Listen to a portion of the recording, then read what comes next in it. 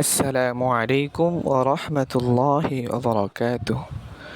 সম্মানিত দর্শক, আজকে আপনারা এই ভিডিও থেকে অনেক মূল্যবান একটি আমল শিখতে পারবেন, যে আমলটি সূরাতুল ইখলাসের দ্বারা করতে হবে। তাহলে আসুন প্রথমে আমরা জেনে নেই এই আমলটি কিভাবে করতে হয়, কোন সময় করতে হয়। তারপরে এই আমল করলে কি লাভ হয়, কি ফায়দা হয়, এই বিষয়টুকু পরে জানব। এই আমলটি হলো একটি বশীকরণ। প্রথমেই বলে দিই, এই আমলটি হলো একটি বশীকরণ আমল। তাহলে আসুন জেনে নিই এই আমলটি কিভাবে করতে হয়। প্রথমে আমাদেরকে সুন্দর করে পাক পবিত্র হয়ে ভালোভাবে ওযু করে নিতে হবে। ওযু করে নেওয়ার পর একটি ভালো স্থানে, পাক পবিত্র স্থানে বসে এই আমলটি করব। আপনি দিনে অথবা রাতে যে কোনো সময় এই আমলটি করতে পারবেন। তো আপনি এই আমলটি কিভাবে করবেন? আপনার ডান হাতের কনিষ্ঠ আঙ্গুল, অর্থাৎ সর্বশেষ যেই কায়াঙ্গুল বলে আমরা চিনি, এই কায়াঙ্গুলের একেবারে প্রথম যেই গাইড আছে, প্রথম যেই কর আছে, যেটা যেই নামে আমরা চিনি, ওই করার মাঝে, ওই গাইডের মাঝে আমরা ডান হাতের বিদ্যা আঙ্গুল দিয়ে একটু চেপে ধরে রাখব। তারপরে আমরা 3 বার ইস্তিগফার পাঠ করব, যেমন আস্তাগফিরুল্লাহ, আস্তাগফিরুল্লাহ, আস্তাগফিরুল্লাহ। 3 বার ইস্তিগফার পাঠ করার পর 3 বার দুরূদ শরীফ পাঠ করব। সাল্লাল্লাহু আলাইহি ওয়াসাল্লাম, সাল্লাল্লাহু আলাইহি ওয়াসাল্লাম, সাল্লাল্লাহু আলাইহি ওয়াসাল্লাম। তারপরে সূরাতুল ইখলাস আমরা এইভাবে পাঠ করব। আউযু বিল্লাহি মিনাশ শাইতানির রাজীম, বিসমিল্লাহির রহমানির রহিম। কুল হুয়াল্লাহু আহাদ, আল্লাহুস সামাদ, লাম ইয়ালিদ ওয়া লাম ইউলাদ ওয়া লাম ইয়াকুল লাহু কুফুয়ান আহাদ।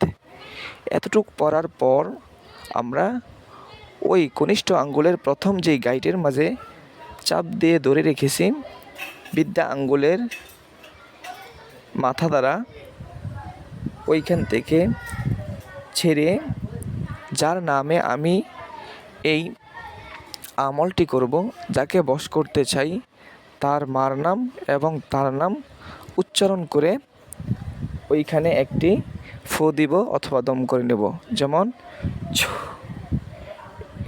তারপরে আমরা দ্বিতীয় যেই গাইড আছে হাতের, ওই গাইডটার মাঝে চাপ দিয়ে একইভাবে ধরব।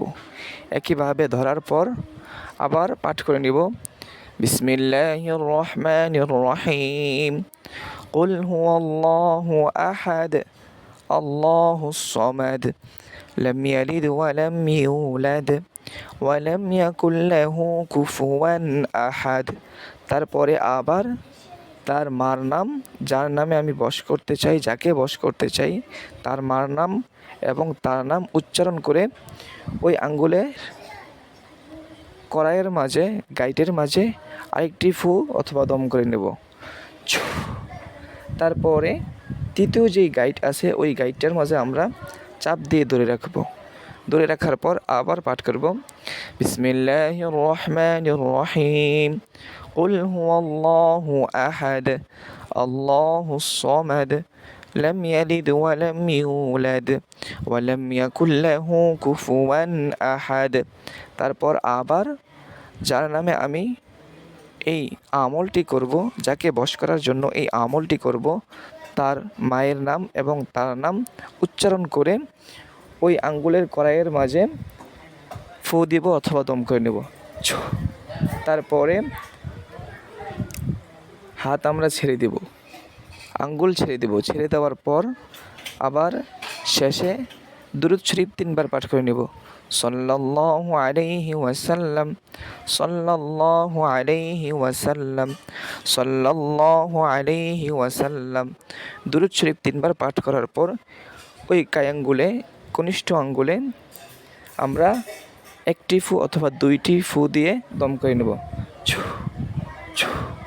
এখন আমাদের এই আমলটি সম্পূর্ণ হয়ে গেছে।